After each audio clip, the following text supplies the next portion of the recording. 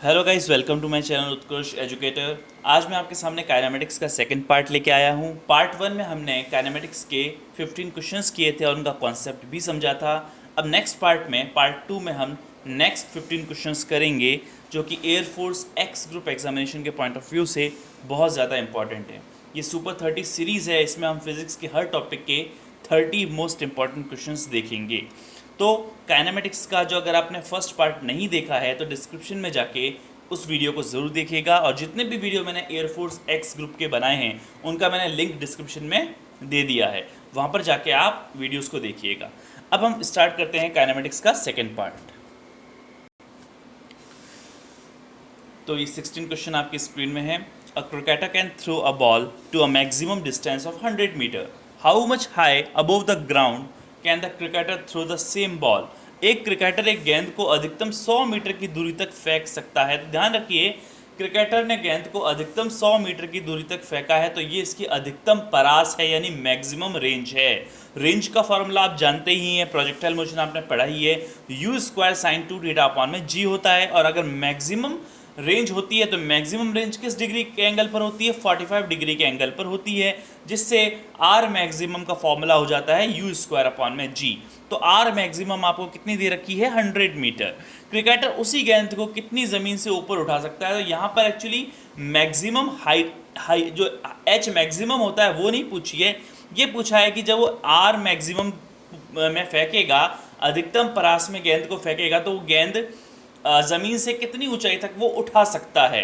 तो आपको बस यहाँ पर क्या दिखाना है, यहाँ पर आपको बताना है उसकी जो मैक्सिमम पॉसिबल हाइट है, कि वो जब मैक्सिमम रेंज को कवर करेगा तो वो ज़मीन से कितना ऊपर उठ सकता है, वो हमें डिस्टेंस पता करनी है, वो हमें हाइट पता करनी है। तो सबसे पहले हम आर मैक्सिमम का फॉर्मूला यूज़ करेंगे। आर मैक्सिमम क्या होता है, तो हम इसमें क्वेश्चंस में आ जाते हैं, हमारे बोर्ड में आ जाते हैं हमारे। तो आर मैक्सिमम क्या होता है? What is range maximum? Range आपकी होती है यू स्क्वायर अपॉन में जी, ये मैक्सिमम रेंज है। You square sine 2 theta upon में जी, आपने पता होगा आपको फॉर्मूला क्या होता है रेंज का, you square sine 2 theta upon में जी।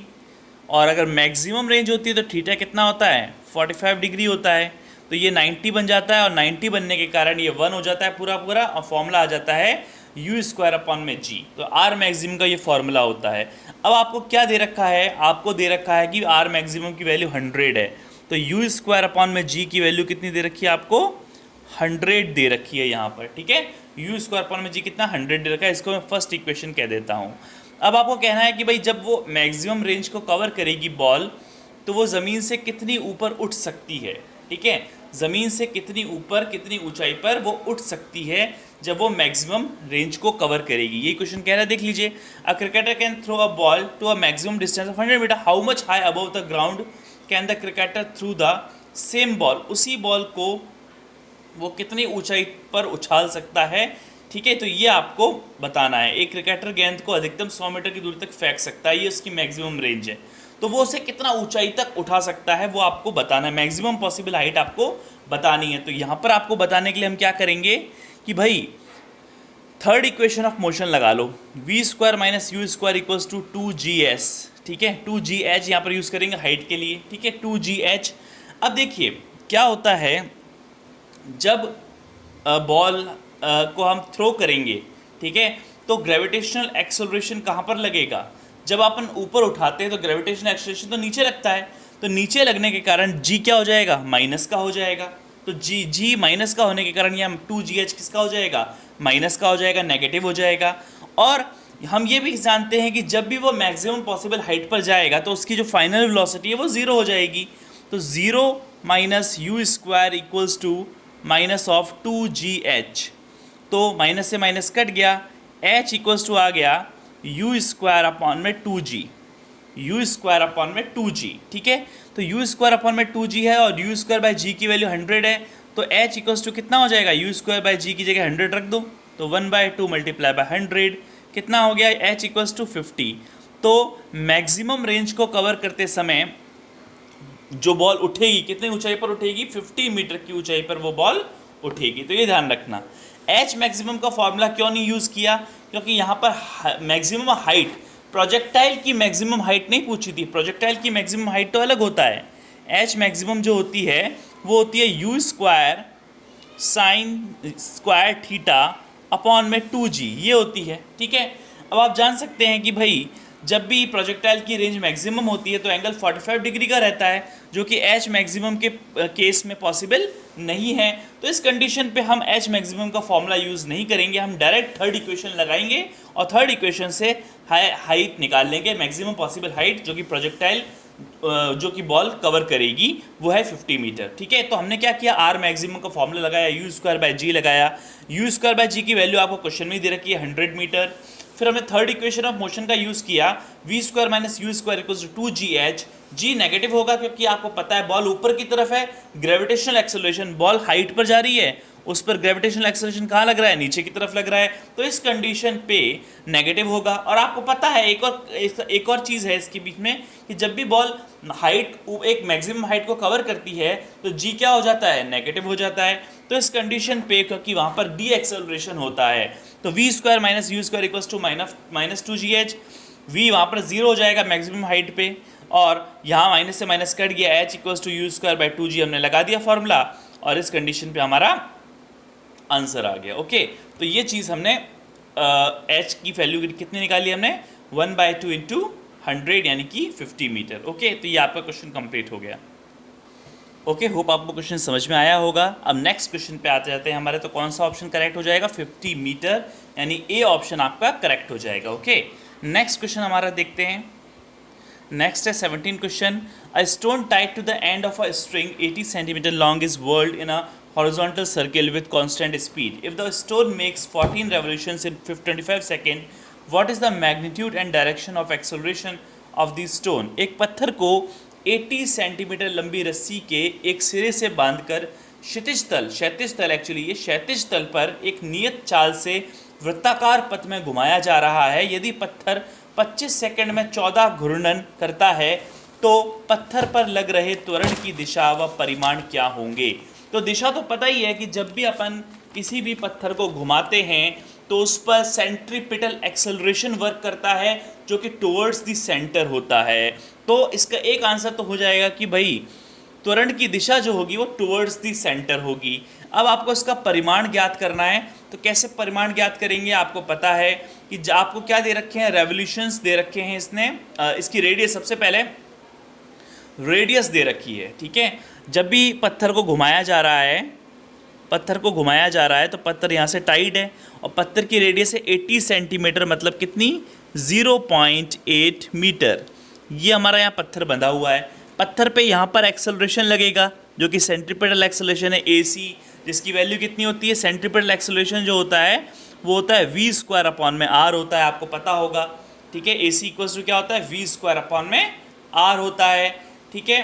तो यहाँ से अपन क्या निकाल लेते हैं, सेंट्रीपिटल एक्सेलरेशन निकाल लेते हैं। पर पूछा क्या है क्वेश्चन ने पूछा है कि भाई त्वरण की दिशा और परिमाण आपको निकालने हैं, त्वरण की दिशा निकालनी है और परिमाण निकालना है। जबकि यहाँ पर आपको ये जो वेलोसिटी है, यहाँ पर जो लीनियर वेलोसिटी है इसकी वैल्यू यहाँ पर नहीं दे रखी है, लीनियर वेलोसिटी की वैल्यू नहीं दे रखी है। आपको यहाँ पर रेवोल्यूशंस दे दिए हैं कि भाई यहाँ पर ये 25 सेकंड में 14 बार रेवोल्यूशन करता है, 25 सेकंड में 14 बार रेवोल्यूशन करता है। तो यहाँ से हम इसकी फ्रीक्वेंसी निकाल सकते हैं। तो फ्रीक्वेंसी कितनी आ जाएगी, 14/25। आपको पता है 1 सेकंड में रेवोल्यूशंस जितने भी होते हैं उसको फ्रीक्वेंसी कहते हैं। तो 14/25 रेवोल्यूशंस पर सेकंड, ये क्या आ गई, आपकी फ्रीक्वेंसी आ गई। अब आप जानते हैं ओमेगा का फॉर्मूला, ओमेगा क्या होती है, आपका कोणीय वेग, एंगुलर वेलोसिटी, जो कि होती है आपकी 2πf। अब देख लीजिए यहाँ से ओमेगा की वैल्यू आ जाएगी 2 इंटू 2 मल्टीप्लाई बाय 22/7 ही रख दें, इंटू एफ कितना है आपका 14/25। अब काट दो, 7 से 2 टाइम्स कट गया, ये अब सिर्फ आपको मल्टीप्लाई करना है। तो ओमेगा की वैल्यू अप्रॉक्सीमेटली आ जाएगी, अप्रॉक्सीमेटली कितनी आ जाएगी देख लेते हैं। यहाँ पर ये कितना हो रहा है, 88/25 हो गया ना, 88/25। चलो मैं एक्चुअली ये भी कैलकुलेट नहीं करता, मैं टोटल ये वैल्यू लिख देता हूँ, 88/25 रेडियन पर सेकेंड, ठीक है। ये ओमेगा आ गया है, यहाँ से अपने कैलकुलेट कर लिया, ये 2 हो गया था, 2 2 ज़ा 4, 4 2 22 को 4 से मल्टीप्लाई करोगे तो 28 और नीचे 25 बचा हुआ है, तो 88/25 ओमेगा आ गया। अब आपको क्या चाहिए, एंगुलर सेंट्रीपिटल एक्सेलरेशन चाहिए ना, एक्सेलरेशन की वैल्यू, एक्सेलरेशन होता है v²/r, और एक और फॉर्मूला होता है आपको पता है ओमेगा²r, ओमेगा² r, ये इसका क्या होता है, फॉर्मूला होता है किसका, एंगुलर वेलोसिटी सेंट्रीपिटल एक्सेलरेशन का। सेंट्रीपिटल एक्सेलरेशन के दो फॉर्मूले आपको याद रखने हैं, v²/r एंड ओमेगा²r। आपको पता है यहाँ पर ओमेगा जो होता है वो v/r होता है, ओमेगा जो कोणीय वेग होता है वो v/r होता है, तो ओमेगा स्क्वायर करोगे तो v²/r², जिससे v²/r, r से r कट जाता था, v²/r a की वैल्यू आती थी। तो a के दो फॉर्मूले, एक तो कोणीय वेग में और लीनियर वेलोसिटी की फॉर्म में, यानी एंगुलर वेलोसिटी की फॉर्म में, लीनियर वेलोसिटी की फॉर्म में, दोनों में आपको याद रखने v²/r एंड ओमेगा²r। तो यहाँ पर हम ओमेगा²r का ही यूज़ कर लेते हैं, कोई दिक्कत की बात नहीं है, ठीक है। चाहूँ तो मैं v भी निकाल सकता, पर v क्यों निकालूँ, मैं ओमेगा निकाल सकता, ओमेगा मेरे पास आ चुका है, तो डायरेक्ट मैं a = ओमेगा², ओमेगा कितना है आपके पास 88/25 और उसका होल स्क्वायर कर लो, इनटू रेडियस कितनी है 0.8 मीटर, 80 सेंटीमीटर मतलब 0.8 मीटर। अब बस आप इसको कैलकुलेट करके देख लेना, मैं आपको आंसर बता देता हूँ उसका 9.90 metre per second square something, ये आंसर आ जाएगा, अप्रॉक्सीमेट आंसर है, ठीक है। आप देख लेना 88/25 का स्क्वायर करना, इंटू 0.8 कर देना, अब बस कैलकुलेशन ही रह गई, तो सेंट्रीपिटल एक्सेलरेशन आ जाएगा। और कहाँ लगेगा, टुवर्ड्स दी सेंटर, ये मैंने आपको बता दिया, टुवर्ड्स दी सेंटर इसकी डायरेक्शन रहती है, जहाँ से हम इसको घुमा रहे हैं ना वो उसका सेंटर है, और उसकी तरफ उस पर सेंट्रीपिटल एक्सेलरेशन वर्क करता है। तो देख लेते हैं कौन सा ऑप्शन करेक्ट हो जाएगा। 9 पॉइंट कौन सा आया था अपना, 9.90 आया था ना अपना, तो फर्स्ट ऑप्शन ए ऑप्शन क्या हो जाएगा, करेक्ट हो जाएगा। नेक्स्ट क्वेश्चन है हमारा, an aircraft executes a horizontal loop of radius 1 kilometre with steady speed of 900 km/h, the ratio, ये द है ध्यान रखना, the ratio of its centripetal acceleration to gravitational acceleration is. एक वायुयान ऊर्ध्वाधर लूप जिसकी त्रिज्या 1 किलोमीटर है में 900 किलोमीटर प्रति घंटे की नियत चाल से गति कर रहा है, तो उसके अभिकेंद्रीय त्वरण का गुरुत्वीय त्वरण के साथ अनुपात क्या होगा। तो देखिए भाई, बहुत ही इजी क्वेश्चन है। क्वेश्चन क्या कह रहा है कि भाई आपको एक हॉरिजॉन्टल लूप है, ऊर्ध्वाधर लूप है, जिसमें एक एयरक्राफ्ट क्या कर रहा है, मोशन कर रहा है। मान लो ये ऊर्ध्वाधर लूप है, इस लूप पे आपका जो एयरक्राफ्ट है वो मोशन कर रहा है, ऐसे ऐसे घूम रहा है, तो उस पर क्या लगाना है, एक तो इस पर सेंट्रीपिटल एक्सेलरेशन लगेगा जो कि AC होगा, जो कि टुवर्ड्स से सेंटर होगा, और उसकी जो वेलोसिटी है वो 900 km/h है। कितनी है, 900 km/h उसकी वेलोसिटी है। अब ये वेलोसिटी कौन सी है, ध्यान रखना, 900 km/h जो वेलोसिटी होती है वो लीनियर वेलोसिटी है, या v की वैल्यू आपको दे रखी है। v कितना है आपके लिए यहाँ पर 900, एक बार मैं नीचे लिख देता हूँ थोड़ा सा, ये आपका v है, v इक्वल्स टू कितना हो जाएगा, v इक्वल्स टू आपका दे रखा है 900 km/h, जो कि अगर आप इसको मीटर पर सेकंड में चेंज करोगे तो 5/18 से आपको मल्टीप्लाई करना पड़ेगा। और जब आप 5/18 से मल्टीप्लाई करोगे तो 18 5 आपके हो जाएंगे 90 और 5 5 25 हो जाएगा, तो 250 मीटर पर सेकंड इसकी लीनियर वेलोसिटी है, यानी रेखीय वेग v इक्वल्स टू कितना आ गया, 250 मीटर पर सेकेंड। बस 900 को km/h को 5/18 से मल्टीप्लाई करके हमने मीटर पर सेकेंड में कन्वर्ट कर लिया, v की वैल्यू आ गई 250 मीटर पर सेकेंड। अब आपको क्या करना है, आपको निकाल लेना है इसका सेंट्रीपिटल एक्सेलरेशन v²/r। क्वेश्चन आपने देखा होगा ध्यान से कि सेंट्रीपिटल एक्सेलरेशन का ग्रेविटेशनल एक्सेलरेशन के साथ जो रेशियो होगा वो आपको कैलकुलेट करना है। तो AC की वैल्यू कितनी है, ग्रेविटेशनल एक्सेलरेशन तो वही है g कितना होता है, 9.8 होता है। यहाँ पर अपन 9.8 का यूज़ कर लेंगे या 10 का भी यूज़ कर सकते हैं, कोई दिक्कत की बात नहीं है। AC इक्वल्स टू v², वो तो ऑप्शन पे डिपेंड करता है कि ऑप्शन में क्या आंसर दे रखा है। तो AC आपको v²/r कैलकुलेट कर लो, v की वैल्यू कितनी आ गई, 250 आ गई ना, तो बस 250 का आपको स्क्वायर करना है। और रेडियस कितनी है, रेडियस आपको दे रखी है, कितनी दे रखी है भाई देख लेते हैं, रेडियस 1 किलोमीटर है ना, रेडियस कितनी है यहाँ पर 1 किलोमीटर इसकी रेडियस है, ध्यान रखना 1 किलोमीटर में कितने मीटर होते हैं, 1000 मीटर होते हैं।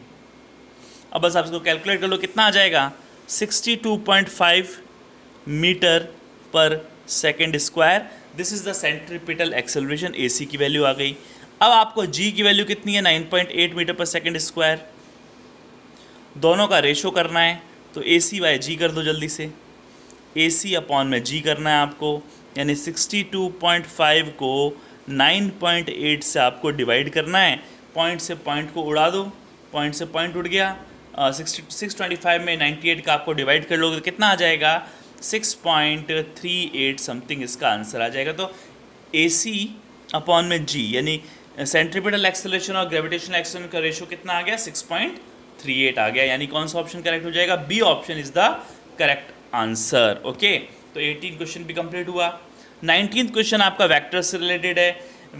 Mod of A vector cross B vector equals to A vector dot B vector, यानी कि ए और बी के क्रॉस प्रोडक्ट का मॉड्यूलस यानी उसका परिमाण ए वेक्टर और बी वेक्टर के डॉट प्रोडक्ट यानी कि उसके अदिश गुणनफल के बराबर है।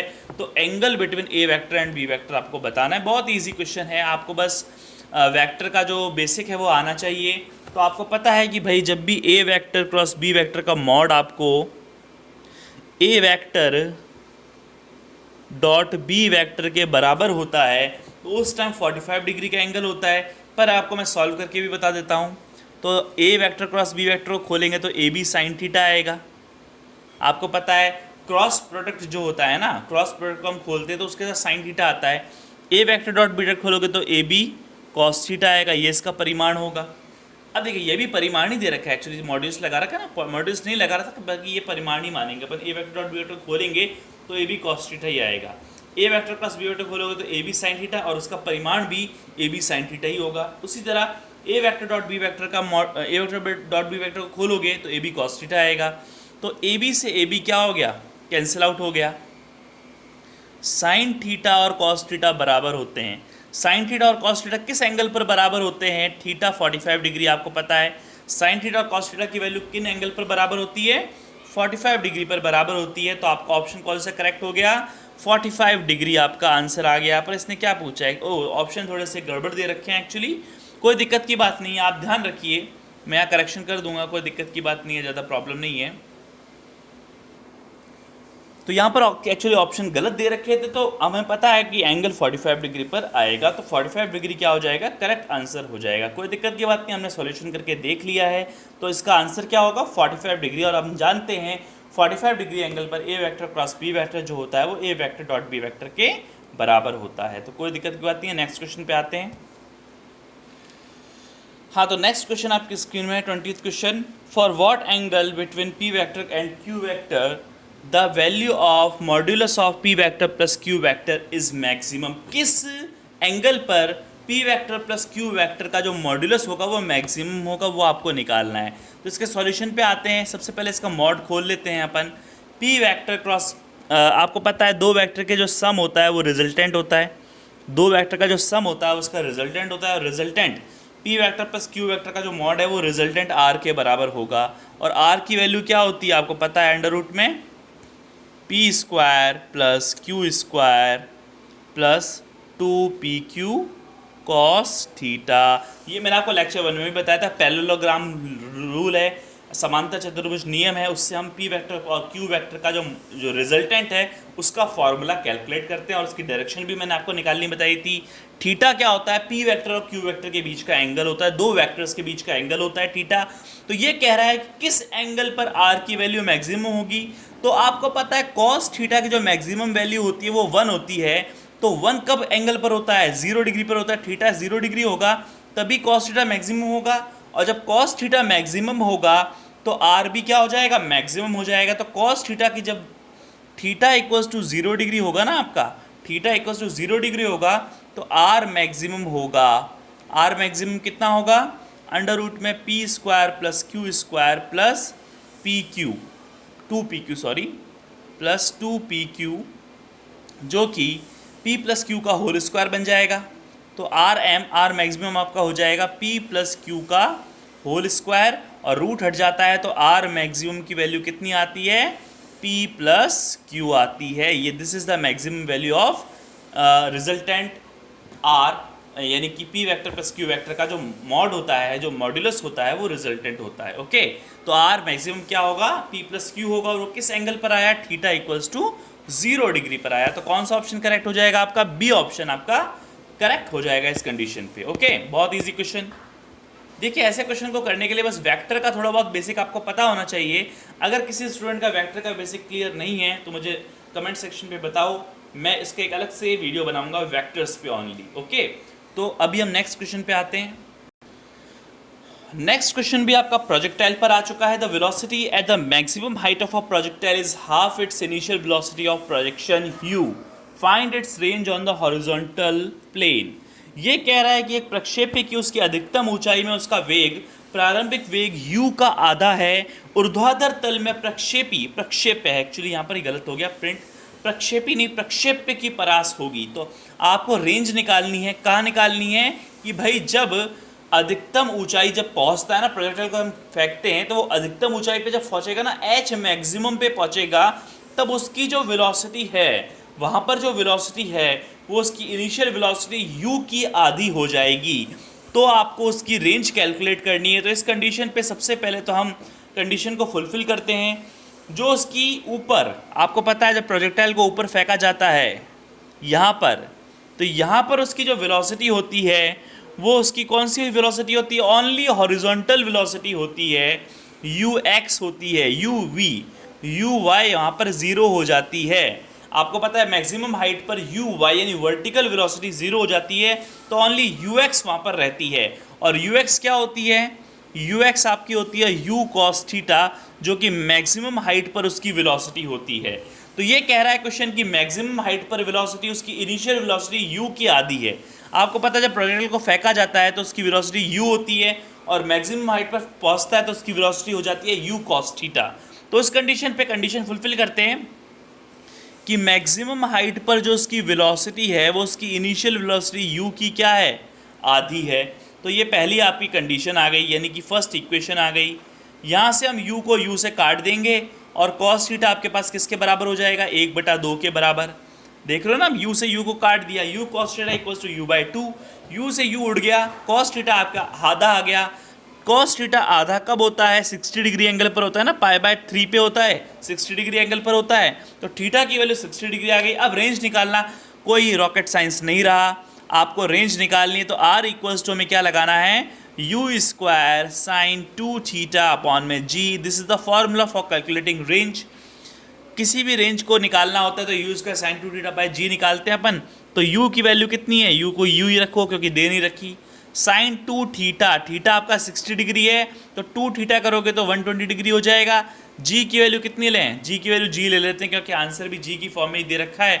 sin 120 डिग्री, sin 120 डिग्री कितना होता है, किसी स्टूडेंट, कितने स्टूडेंट्स को 120 डिग्री या बड़े बड़े एंगल्स जितने भी होते हैं ऑब्ट्यूस एंगल पर साइन कॉस टेन कॉट की वैल्यू निकालनी आती है, मुझे कमेंट सेक्शन पे बताओ।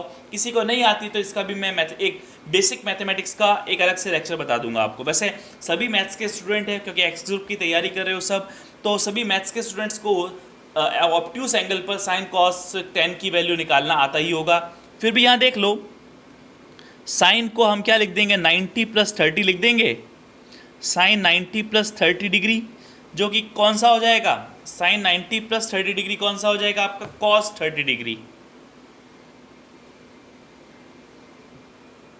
ठीक है, तो कॉस 30 डिग्री हो जाएगा। कॉस 30 कितना होता है आपका, √3/2 होता है। तो साइन 120 डिग्री की वैल्यू कितनी होती है, साइन 120 डिग्री की वैल्यू √3/2 होती है। तो बस यहाँ पर रखनी है आपको, ये आपका फॉर्मूला दे रखा है, ये अपन ने कैलकुलेट किया हुआ है, u² sin 120 डिग्री अपॉन में g। तो आपका आंसर आ जाएगा √3/2, जो कि sin 120 की वैल्यू है, और साथ में u² अपॉन में g। This is the final answer. Okay, तो आपका आंसर क्या आ गया, √3/2 u² अपॉन में g। कौन सा ऑप्शन दे रखा है देख लो भाई,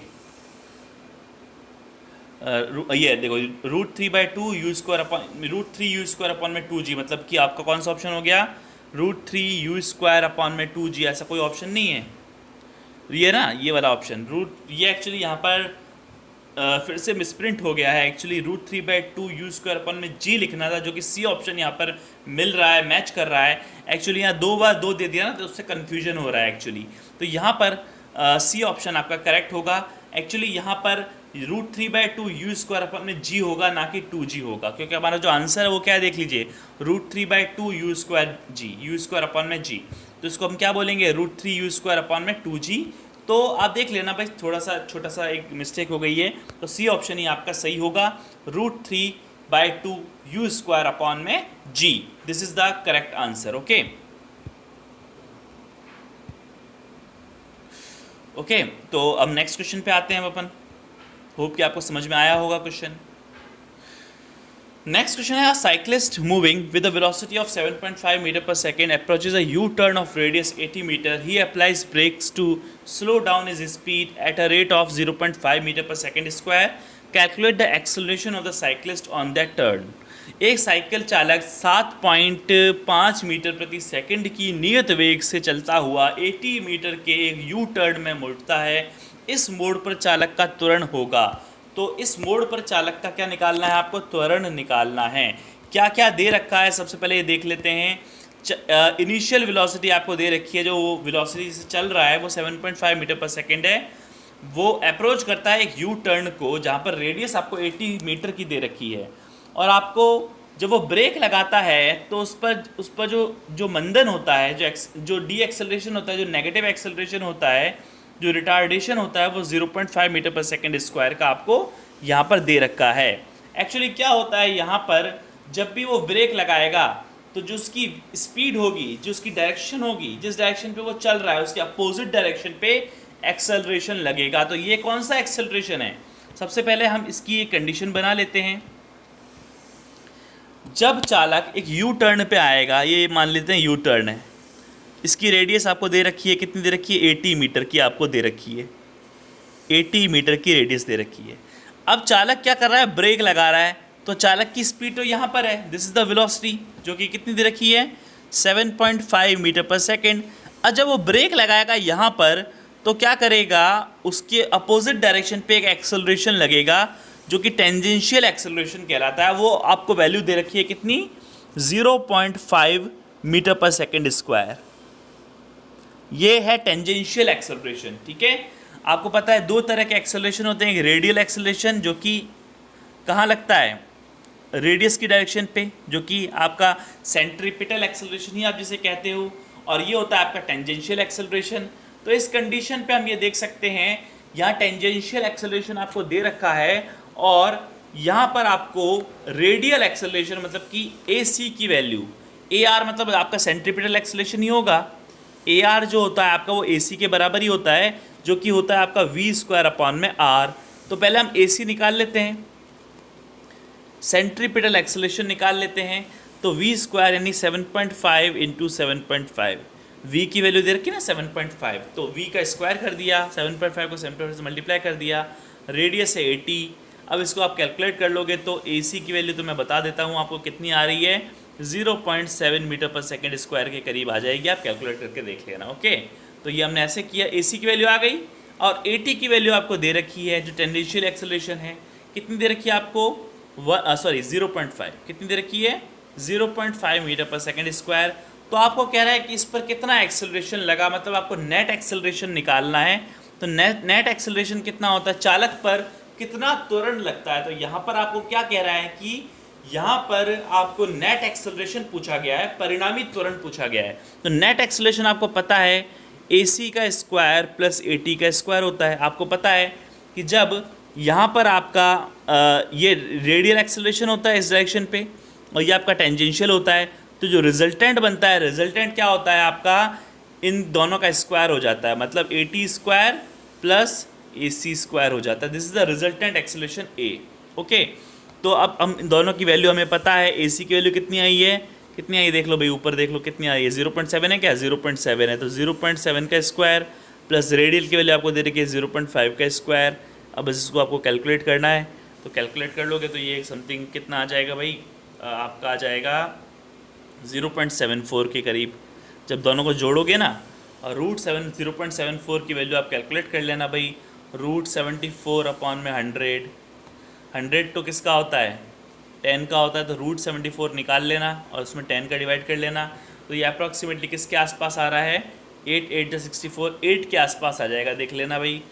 0 पॉइंट, ये एक्चुअली आपका जो √74 है वो 8.6 आएगा, और 10 का डिवाइड करोगे नीचे तो ए की वैल्यू आ जाएगी 0.86 के करीब, ये metre per second square, this is the net acceleration, resultant acceleration. Okay, तो हमने ये क्वेश्चन भी कर लिया भाई, बहुत इजी क्वेश्चन था, अच्छा क्वेश्चन था। अगर आपको ये क्वेश्चन समझ में नहीं आया तो मुझे दोबारा बताओ, अब एक सेपरेट वीडियो बना के दोबारा से इसको समझा दूंगा आपको अच्छी तरह से। तो कौन सा आंसर हो गया भाई, 0.86, D option is the correct answer. Okay, next है आपका 23 क्वेश्चन। एक कण 5 मीटर प्रति सेकंड के वेग से पूर्व दिशा में गतिमान है, 10 सेकंड पश्चात इसका वेग बदलकर 5 मीटर प्रति सेकंड उत्तर की ओर हो जाता है, इस समय में औसत त्वरण है। A particle is moving in the east direction with a velocity of 5 metre per second, after 10 second its velocity changes to 5 metres per second towards north. पहले ईस्ट की तरफ था, फिर नॉर्थ की तरफ हो गया। At this time the average acceleration is, तो इस तरह आपको एवरेज एक्सेलरेशन आपको निकालना है। अब देखिए, ध्यान से देखो, पहले सबसे पहले इस क्वेश्चन को समझना, अच्छा कॉन्सेप्ट है। ये क्वेश्चन एक्चुअली आईआईटी में पूछा गया है, आईआईटी का क्वेश्चन है ये, तो कॉन्सेप्ट के साथ समझना भाई, ऐसे तो आप बना दोगे डायग्राम। देखो, सबसे पहले क्या करना है आपको, जो डायरेक्शन है वो डायरेक्शन आपको क्या दे रखी है कि भाई सबसे पहले 5 मीटर प्रति सेकंड का वेग से वो ईस्ट की तरफ जा रहा है। तो सबसे पहले डायरेक्शंस बना लेते हैं। ये आपकी डायरेक्शंस हैं, this is the east, this is the north, this is the west and this is the south. सबसे पहले वो पार्टिकल जो था वो ईस्ट की तरफ गया, वो कहाँ गया, ईस्ट की तरफ। कितना गया, 5 मीटर प्रति सेकंड के वेग से। उसके बाद उसने अपनी डायरेक्शन बदल दी नॉर्थ की तरफ, वो डायरेक्शन कितनी की, वो भी 5 मीटर प्रति सेकंड कर ली। यानी स्पीड तो सेम रही, स्पीड दोनों में सेम रही है, पर डायरेक्शन बदल ली। मतलब पहले 5 मीटर प्रति सेकंड के वेग से ईस्ट की तरफ जा रहा था, फिर डायरेक्शन बदल के नॉर्थ की तरफ चला गया। तो हम उस पार्टिकल की वेलोसिटी का सबसे पहले एक वेक्टर फॉर्म में लिख लेते हैं। तो वेलोसिटी क्या हो जाएगी, देख लेते हैं। यहाँ पर वेलोसिटी क्या होगी, सबसे पहले हम इसको क्या बनाना पड़ेगा, तो उसका वेक्टर फॉर्म हम बना लेते हैं। क्या होगा, v final minus v initial. v final कितना है, 5j कैप, ये क्योंकि y डायरेक्शन पे ना, j कैप डायरेक्शन पे, और ये x डायरेक्शन पे तो ये i कैप है। तो फाइनल माइनस इनिशियल वेलोसिटी है ना, ऐसे हम डायरेक्ट लिख सकते हैं। वैसे डायरेक्ट भी लिख सकते हैं, डेल्टा v जो होता है ना, चेंज इन वेलोसिटी, वो v final minus v initial होता है। तो पहले तो वो 5 मीटर प्रति सेकंड की ईस्ट की तरफ जा रहा था, तो ईस्ट की तरफ जो उसकी वेलोसिटी थी वो इनिशियल वेलोसिटी थी, जो कि कितनी थी, 5i कैप, और यह माइनस है। फाइनल वेलोसिटी वो नॉर्थ की तरफ चला गया, मतलब वाई एक्सिस पे, यानी जे कैप आ जाएगा, डायरेक्शन चेंज किया ना उसने, तो यहाँ पर आ जाएगा 5j कैप, जो उसकी फाइनल वेलोसिटी होगी। तो final velocity minus initial velocity, ये होता है change in velocity. 5j cap minus 5i cap, ये आपका डेल्टा v आ गया। अब आपको एक्सेलरेशन निकालना है, कितना टाइम दे रखा है आपको, 10 सेकंड का टाइम दे रखा है। तो जो नेट एक्सेलरेशन होता है वो कितना होता है, delta v upon average acceleration, delta v upon में डेल टी होता है। तो डेल टी की वैल्यू 10 सेकंड है और डेल्टा v आपने निकाल लिया। 5j cap minus 5i cap का मॉड्यूलस लेना है आपको और 10 का डिवाइड करना है। तो 5j कैप और 5i कैप का मॉड्यूलस लेना तो आता ही है आपको। रिजल्टेंट कैसे निकालते हैं, 5 का स्क्वायर प्लस माइनस 5 का स्क्वायर अपॉन में 10, दोनों का स्क्वायर खोल दो तो 25 रूट 50 हो जाएगा, रूट 50 अपॉन में 10, और रूट 50 कितना होता है, 5 रूट 2 होता है, 5 रूट 2 अपॉन में 10, तो ये आपका आंसर आ जाएगा। 5 रूट 2 अपॉन में 10, तो 5 से काट दो, 5 2 ज़ा 10। अब बस आपको कैलकुलेट करना है, रूट 2/2 यानी कि 1/√2, रूट 2 से 2 कट जाएगा ना, रूट 2 टाइम्स, तो 1/√2 आपका आंसर आ जाएगा। 1/√2, तो एक्सेलरेशन कितना आ गया, 1/√2 मीटर पर सेकेंड। ओके, तो आपका कौन सा ऑप्शन करेक्ट हो जाएगा, बी ऑप्शन आपका करेक्ट हो जाएगा। ओके, बहुत इजी क्वेश्चन था, बस आपको इसका समझना था कि डायरेक्शन कैसे निकालनी है। आप डायरेक्ट कर देते, आपको डायरेक्शन का ध्यान नहीं रखते, आप डायरेक्ट क्वेश्चन कर लेते, 5 + 5 उसका रिजल्टेंट निकाल लेते, तो वहाँ पर आपका गड़बड़ हो जाता पूरा का पूरा। तो सबसे पहले उसकी वेक्टर फॉर्म बनाई हमने। वेक्टर फॉर्म कैसे बनी, क्वेश्चन के अकॉर्डिंग बनाई। पहले ईस्ट की तरफ था तो पॉजिटिव डायरेक्शन, मतलब कि आई कैप डायरेक्शन पे, फिर जे कैप हुआ तो v final minus v initial होता है। तो वी फाइनल कितना है, 5i कैप, वी इनिशियल कितना है, 5i कैप, वी फाइनल कितना है, 5j कैप, तो v final minus v initial 5j cap minus 5i cap, ये क्या है आपका del v vector. Del v vector, actually मुझे वहाँ पर वेक्टर लगाना चाहिए था, यहाँ पर हमें वेक्टर शो करना है, क्योंकि ये वेक्टर हमने लिया ना, ये क्या हमारा डेल वी वेक्टर है, डेल वी वेक्टर है, और ये हमने डेल वी वेक्टर का मॉड यूज़ किया है। ये डेल वी है ना, यहाँ पर ओनली डेल वी लिखा है ना, डेल वी क्या होता है एक्चुअली, डेल वी वेक्टर का मॉड होता है, तो यहाँ पर हम मॉड लेते हैं यानी इसका परिमाण लेते हैं। तो ये एक्चुअली हमारा आंसर कितना आ गया, 1/√2 आ गया। नेक्स्ट क्वेश्चन है आपका, अ boat whose speed in calm water is 5 km/h crosses the 1 km wide river in the shortest possible route in 15 minutes. The velocity of the river water is in kilometers per hour. एक नाव जिसकी शांत जल में चाल 5 kilometre प्रति घंटा है, 1 kilometre चौड़ी नदी को सबसे छोटे संभव मार्ग से 15 मिनट में पार करती है। नदी के जल का वेग किलोमीटर प्रति घंटा में है।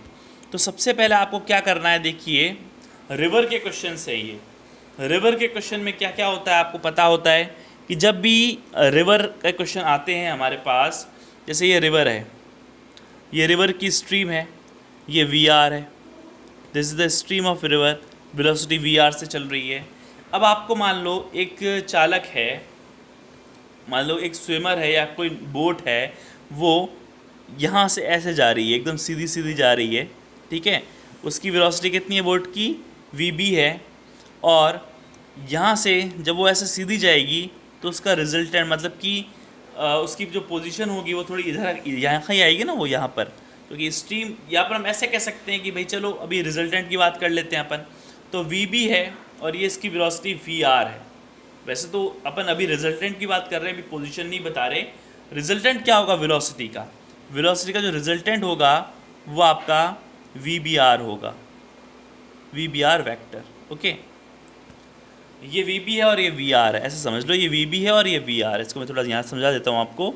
ये वी आर थी, ये आपकी वी बी थी, ये आपकी एक्चुअली ये, इसको थोड़ा हमें ऐसे शो करना पड़ेगा, ऐसे, ठीक है, हेड टू टेल होता है ना, तो यहाँ पर वेक्टर बनाना पड़ेगा, ये वी बी वेक्टर, ये वी आर वेक्टर, और इनका रिजल्टेंट कहाँ होगा, ये इसका रिजल्टेंट निकलेगा, ठीक है, ये इसका रिजल्टेंट आपका बन जाएगा।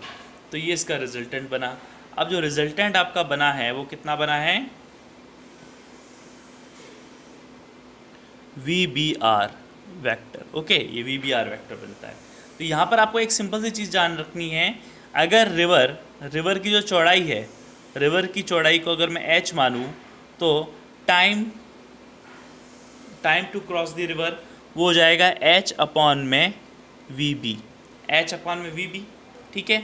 अब वी बी क्या है, ध्यान से देखो, अगर एंगल यहाँ पर थीटा का मैं लेता हूँ, एंगल कितना का लेता हूँ यहाँ पर, थीटा का एंगल लेता हूँ, तो वी बी आपका कितना आएगा, वी कॉस थीटा आएगा ना, v b r cos theta या वी कॉस थीटा मैं कह सकता हूँ इसको। तो यहाँ पर एक्चुअली आपको वी बी की value t equals to h upon में वी कॉस थीटा या अंडर रूट में v b r square minus v r square, ये क्या आता है, टाइम टेकन आता है, ठीक है। अब ये कैसे कैलकुलेट किया इसको दोबारा से देख लीजिए, ठीक है, एक बार मैं इसको समझा देता हूँ आपको अच्छी तरह से। देखिए ये आपका क्या था, ये आपका वी बी था, ठीक है, ये आपका वी बी था, ये आपका वी आर था, ये आपका क्या था, वी आर था, और ये आपका रिजल्टेंट था वी बी आर। इनके बीच में कितने डिग्री का एंगल है, 90 डिग्री का एंगल है। तो वी बी आर की वैल्यू जो होगी वो क्या होगी, अंडर रूट में, आपको पता है परपेंडिकुलर का स्क्वायर प्लस बेस का स्क्वायर, यही होगी ना। तो यहाँ से अगर मैं वी बी स्क्वायर की वैल्यू निकालूँ तो वो कितनी आएगी, दोनों तरफ स्क्वायर लेना पड़ेगा ना, तो v b square minus v r square आएगी, और वी बी की वैल्यू निकालूंगा तो कितनी आएगी, अंडर रूट में v b r square minus v r square, this is the v b value. और टाइम क्या होता है, time to cross the river, distance upon में वेलोसिटी वी बी, और वी बी की वैल्यू कितनी है आपको पता है, एच अपॉन में अंडर रूट में v b r square minus v r square, ठीक। V b r is the velocity of boat with respect to river, okay. तो ये हमने निकाल लिया। अब देखिए ध्यान से समझना, अब ध्यान से आपको समझना है, कि भाई यहाँ पर आपको पूछा क्या गया है, आपसे क्वेश्चन में क्या पूछा गया है कि भाई 15 मिनट का टाइम लगता है 1 किलोमीटर चौड़ी रिवर को पार करने में, शॉर्टेस्ट पॉसिबल रूट आपको निकालना है, शॉर्टेस्ट पॉसिबल रूट आपको निकालना है, और नदी के जल का वेग किलोमीटर प्रति घंटा में है, और उसमें वेलोसिटी ऑफ रिवर आपको निकालनी है। तो वेलोसिटी ऑफ रिवर निकालने के लिए देखिए मैंने आपको तरीका बता दिया। यहाँ पर t इक्वल्स टू कितना हो गया, t इक्वल्स टू आपका कितना हो गया, h अपॉन में अंडर रूट में VBR² माइनस VR², यही फॉर्मूला हम यूज़ करेंगे। देखिए जब भी शॉर्टेस्ट पॉसिबल रूट होता है तो हम जो बोट चलेगी रिवर से, रिवर ऐसे जा रही है तो बोट को 90 डिग्री के एंगल पर जाना पड़ेगा ना, एकदम सीधा जाना पड़ेगा, तब जाके वो शॉर्टेस्ट पॉसिबल रूट पर पहुंच पाएगी। तो इस कंडीशन पे आपको क्या होगा, t equals to h upon में अंडर रूट में VBR² माइनस VR² का फॉर्मूला यूज़ करना है। तो इस कंडीशन पे देखिए t इक्वल्स टू h कितनी चौड़ी है, 1 किलोमीटर चौड़ी रिवर है, ठीक है, अंडर रूट में VBR velocity of boat with respect to आपको रिवर आपको दे रखी है 5 का स्क्वायर कर दो, और VR आपको निकालनी है। तो देखिए और टाइम कितना दे रखा है, टाइम दे रखा है 15 मिनट्स का टाइम दे रखा है। 1 अपॉन में अंडर रूट में 5 का स्क्वायर 25 माइनस VR²। अब देखिए 15 मिनट्स को सेकंड में चेंज, मिनट्स को अपन आवर में या किस में चेंज करें, आवर में ही चेंज कर लें, 15 अपॉन में 60, क्योंकि किलोमीटर पर आवर में हमें निकालनी है, तो 1/4 आवर हो जाएगा। 15 मिनट्स को सेकंड में चेंज, मिनट्स को आवर में चेंज करने के लिए 60 का डिवाइड करेंगे, 15 अपॉन में 60 कितना होगा, 1/4 इक्वल्स टू आपको दे रखा है 1 अपॉन में रूट 25 माइनस VR²। दोनों तरफ स्क्वायर रूट ले लो और ऊपर अपोजिट कर दो। तो ऐसे चलो पहले मैं लिख देता हूँ, 25 माइनस VR² इक्वल्स टू 4। तो इस कंडीशन पे कितना आ गया, 25 माइनस VR² इक्वल्स टू 4। तो इस कंडीशन में दोनों तरफ स्क्वायर रूट ले लेंगे तो 25 माइनस VR² इक्वल्स टू 2 आ जाएगा, और यहाँ से आप VR² निकाल लो। तो VR² आपका कितना हो जाएगा, सॉरी यहाँ पर एक्चुअली मुझे 4 है ना, 4 है यहाँ पर, 4 का स्क्वायर करना पड़ेगा, 16 होगा, 2 थोड़ी होगा, 4 का स्क्वायर क्या होगा, 16 होगा। तो सामने 16 है तो 25 माइनस VR² क्या होगा, 25 माइनस 16 जो कि कितना हो जाएगा, 9 हो जाएगा। तो VR² इक्वल्स टू 9 आ गया, और VR कितना आ जाएगा यहाँ से, 3 आ जाएगा, 3 किलोमीटर पर आवर, ठीक है। तो आपका कौन सा ऑप्शन करेक्ट हो जाएगा, ऑप्शन नंबर बी करेक्ट हो जाएगा। ओके, बहुत ही ईजी क्वेश्चन था, बस आपको पता होना चाहिए कि शॉर्टेस्ट पॉसिबल रूट में जब भी नाव चलती है तो उसको 90 डिग्री के एंगल पर जाना पड़ता है। बोट अगर शॉर्टेस्ट पॉसिबल रूट से जाएगी ना तो उसको रिवर स्ट्रीम से 90 डिग्री एंगल से एकदम सीधा जाना पड़ेगा, ठीक है। और उस कंडीशन पे जो velocity of boat with respect to river होगी वो उसका आप पूरा फॉर्मूला कैलकुलेट कर सकते हैं। टाइम पीरियड कितना होगा, h अपॉन में अंडर रूट में VBR² माइनस VR², ये आपको याद रखना है। तो शॉर्टेस्ट पॉसिबल रूट का जो टाइम पीरियड है वो t equals to h upon में अंडर रूट में VBR² माइनस VR² यूज़ करना है। ओके, तो आपका कौन सा ऑप्शन करेक्ट हो जाएगा, 3 ऑप्शन करेक्ट हो जाएगा। यहाँ से हमने रिवर की वेलोसिटी निकाल ली। अगला क्वेश्चन है, एक कण विराम अवस्था से चलना प्रारंभ करता है, इसके तुरंत तथा समय के साथ मध्य खींचा गया ग्राफ निम्न चित्र में दिखाया गया है, अधिकतम चाल होगी। तो चाल निकालने के लिए आपको बहुत ही ईजी है, ये एक्सेलरेशन टाइम ग्राफ है। जो एक्सेलरेशन टाइम ग्राफ का जो एरिया होता है, area of acceleration time graph, area of AT graph, area of AT graph हमें क्या देता है, वेलोसिटी देता है। क्या देता है, वेलोसिटी देता है। तो एरिया निकाल लो इस ग्राफ का। आपको ग्राफ इस तरह से बना के दे रखा है ना कि भाई ये आपका ग्राफ है ऐसे, यहाँ पर आपका 10 दे रखा है, यहाँ पर आपका 11, टाइम दे रखा है 11 सेकेंड। 11 सेकेंड पे जो यहाँ पर आपको जो ग्राफ दे रखा है 11 सेकेंड पे 10 मीटर पर सेकेंड स्क्वायर का एक्सेलरेशन है। तो इस ग्राफ का एरिया निकाल लो। ये आपकी हाइट हो गई, ये आपका बेस हो गया। तो एरिया ऑफ ट्राइंगल क्या होता है, half into base multiply by height. तो half multiply by 10 multiply by 11, 2 5 ज़ा 10, 5 को 11 से मल्टीप्लाई करोगे तो कितना आएगा, 55 मीटर पर सेकेंड। बहुत ही ईजी क्वेश्चन, ठीक है। 55 मीटर पर सेकेंड स्क्वायर में नहीं आएगा, क्योंकि यहाँ पर आपको क्या पूछा गया है, चाल पूछी गई है। तो स्क्वायर हटा देना भाई, ऑप्शन गलत दे रखे होते हैं तो यहाँ पर कुछ मिस्टेक हो जाती है भाई। तो 55 मीटर पर सेकंड आंसर होगा, नॉट स्क्वायर। यहाँ एक्सेलरेशन नहीं पूछा है, यहाँ पर आपसे क्या पूछा है, आपसे पूछा है अधिकतम चाल पूछी है, मैक्सिमम वेलोसिटी, मैक्सिमम स्पीड पूछी है। आपको पता है वैसे तो यहाँ पर मैक्सिमम वेलोसिटी लिखना चाहिए था, क्योंकि एक्सेलरेशन टाइम ग्राफ है ना, तो कोई दिक्कत की बात नहीं है। वैसे स्पीड और वेलोसिटी में ज़्यादा कोई फ़र्क नहीं है, सिर्फ डायरेक्शन का फ़र्क होता है। तो यहाँ पर 10 metre per second square acceleration है, टाइम आपका 11 सेकंड है। आपको इस पूरे ग्राफ का एरिया लेना है, क्योंकि एक्सेलरेशन टाइम ग्राफ का एरिया क्या देता है, वेलोसिटी देता है, स्पीड देता है। तो इस कंडीशन पे ये ट्राइंगल था, ट्राइंगल की हाइट थी 10, ट्राइंगल का बेस था 11, half into base into height किया, आपका आंसर आ गया 55 मीटर पर सेकंड। ओके, तो बी ऑप्शन आपका करेक्ट हो जाएगा।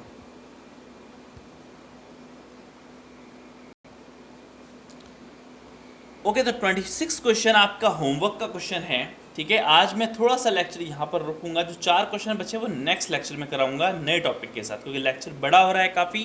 तो जो 4 क्वेश्चन बचे हैं वो आपकी यहाँ तक 26 क्वेश्चन में अगर आपको कोई प्रॉब्लम है तो मुझे आप बता दीजिएगा। वो 4 क्वेश्चन में उन्हीं प्रॉब्लम्स का एक अलग से मैं वीडियो बनाऊंगा, तो 4 क्वेश्चन मैं उसी में करा दूंगा आपको, या फिर मैं एक अलग से वीडियो बना दूंगा नेक्स्ट। ठीक है, जो पार्ट 3 होगा, क्योंकि ये पार्ट थोड़ा सा ज़्यादा बड़ा हो रहा था, तो मैं आपको चाहता हूँ कि भाई जितना भी अपन ने किया है उसको हम अच्छी तरह समझ के करें, समझ के हम कर रहे हैं टॉपिक को, हर टॉपिक का बेसिक देख रहे हैं, थोड़ा टाइम लग जाता है। तो इस कंडीशन में वीडियो ज़्यादा बड़ा ना हो, तो इसलिए मैं यहाँ पर 26 क्वेश्चन पे इस टॉपिक को, इस लेक्चर को ख़त्म करूँगा। बाकी के जो 27, 28, 29 और 30 क्वेश्चन है वो नेक्स्ट वीडियो में आपको मैं बताऊँगा। तो ये आपका होमवर्क का क्वेश्चन है। एक कण अर्धवृत्त के अनुदेश ए से बी तक 1 सेकंड में चित्र अनुसार पहुँचता है। कण की औसत वेग औसत वेग का परिमाण आपको निकालना है। बहुत इजी क्वेश्चन है। Average speed of the particle आपको पता करनी है। एवरेज स्पीड कैसे निकालते हैं आपको पता ही है, टोटल डिस्टेंस अपॉन में टाइम होती है, तो टोटल डिस्टेंस निकाल लेना, और टाइम आपको दे रखा है 1 सेकेंड का। तो एक आसान सा क्वेश्चन, एक ईजी सा क्वेश्चन है।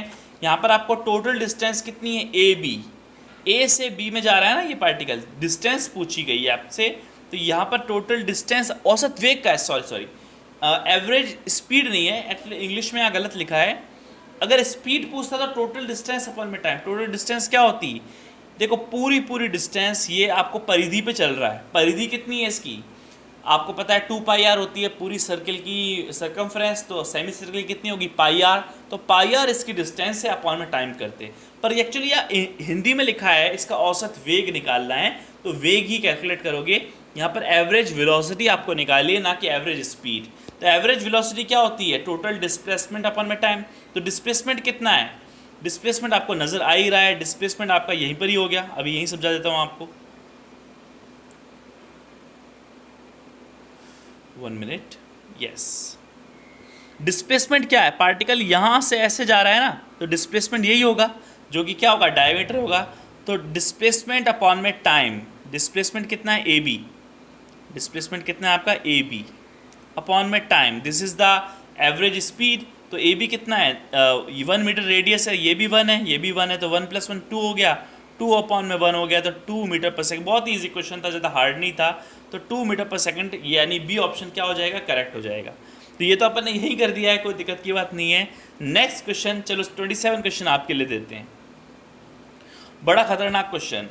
ठीक है, देखते हैं कितने स्टूडेंट से होता है। चित्र में प्रदर्शित निकाय में अतन ने इन एक्सटेंसिबल दूरी के साथ सिरे P व Q एक समान चाल से नीचे की ओर चलते हैं। घिरनियाँ A तथा B स्थिर हैं। द्रव्यमान M ऊपर की ओर किस चाल से, साल नहीं है एक्चुअली, साल, बहुत सारी मिस्टेक्स हो जाती हैं कई बार टाइपिंग में। ठीक है, क्योंकि काफ़ी मेहनत करनी पड़ती है आपके क्वेश्चंस बनाने के लिए। तो देखिए, वीडियो को ज़्यादा से ज़्यादा शेयर भी कीजिए, ताकि और अच्छा कंटेंट मैं आपको दे सकूँ। तो देखिए यहाँ पर किस चाल से गति करेगा ये M। आपको क्या देखा है, पुली का कॉन्सेप्ट है एक्चुअली। ये आपको कह रहा है कि इन एक्सटेंसिबल स्ट्रिंग से आपने ये क्या बांधा हुआ है, इनको टांगा हुआ है, 2 ये घिरनियाँ हैं P व Q एक चाल से नीचे की ओर चलते हैं। निकाय में अतन्य डोरी के सिरे P और Q हैं, अतन्य है, इन एक्सटेंसिबल है, ये डोरी के सिरे नीचे की ओर चलते हैं, इनको नीचे की ओर पुल होता है। पुल कहाँ लगता है, नीचे की ओर। तो M क्या करेगा, ऊपर की ओर गति करेगा ना। तो देखो समझ लो इसको अच्छी तरह से, P और Q दोनों नीचे की तरफ जाएंगे, तो ये M कहाँ जाएगा, ऊपर की तरफ। इस पर नीचे की तरफ कौन सा फोर्स लगेगा, mg फोर्स लगेगा। तो आपको बताना है किस चाल से ये ऊपर की तरफ जाएगा, किस स्पीड से ये M ऊपर की तरफ जाएगा। तो ये आपको क्वेश्चन करना है। देखते हैं कितने स्टूडेंट से होता है, वरना हम नेक्स्ट लेक्चर में इसको आपको बताएंगे। तो आज होप कि आपको ये लेक्चर समझ में आया होगा। जितने भी अपन ने क्वेश्चन किए कॉन्सेप्ट के साथ किए, अच्छी तरह उसका बेसिक समझ के किया। तो होप कि आपको लेक्चर अच्छा लगा होगा। अगर आपको लेक्चर अच्छा लगा तो उसको ज़्यादा से ज़्यादा शेयर करें, और जितने भी क्वेश्चन मैं आपको करा रहा हूँ उसकी प्रैक्टिस चालू रखिए।